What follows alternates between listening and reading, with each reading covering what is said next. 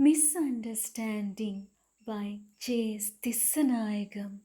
Jayaprakash Chittampalam Tissanayagam. J.S. Tissanayagam is a Sri Lankan journalist. Tissanayagam has been named the first winner of the Peter Mackler Award for Courageous and Ethical Journalism.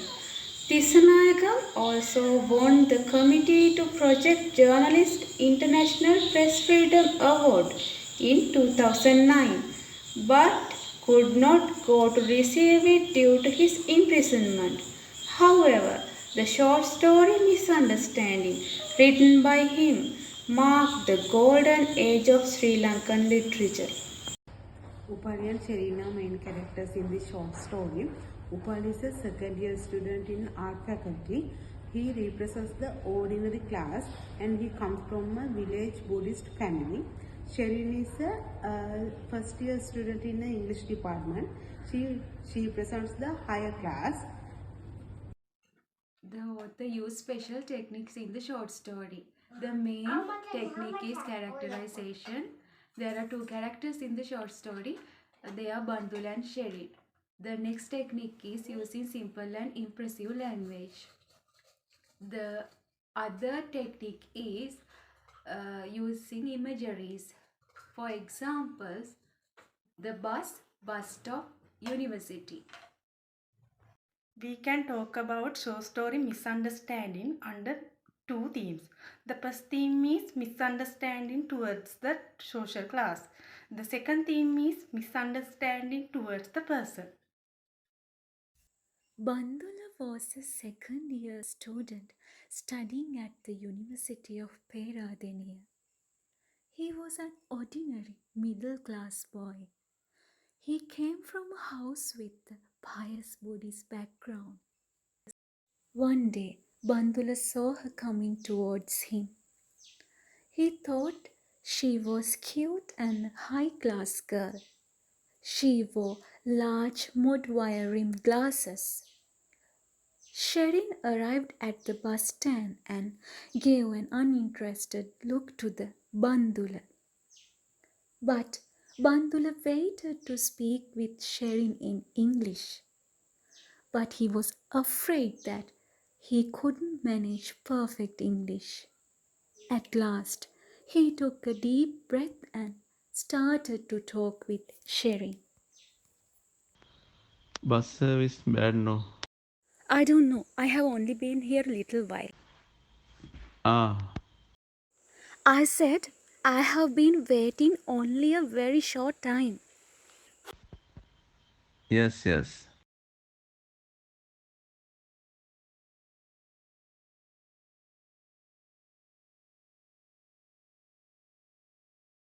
What subject are you doing? English Mayo. Lunch, you go home. Yes. I eat in canteen. Food very bad. But what to do no? They must make canteen private. Then good. What do you mean private? Private owning. I suppose so. Though she replied, she thought that he was a fool. She didn't care for him that much. She thought that he lacked polish. She was not interested in speaking with him. After a brief conversation, a bus arrived and both of them boarded it. Bandula told Sherry that he would buy a ticket for her, but she refused it and she said that she has a season ticket.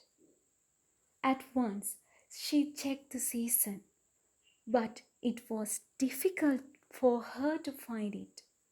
Later, she remembered that the season was in another book and gave it to a friend of hers. So she happened to buy a ticket.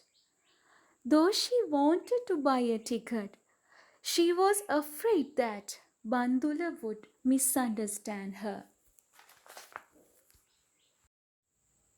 She positioned herself in front of the conductor, so that she thought he would not see her buying the ticket.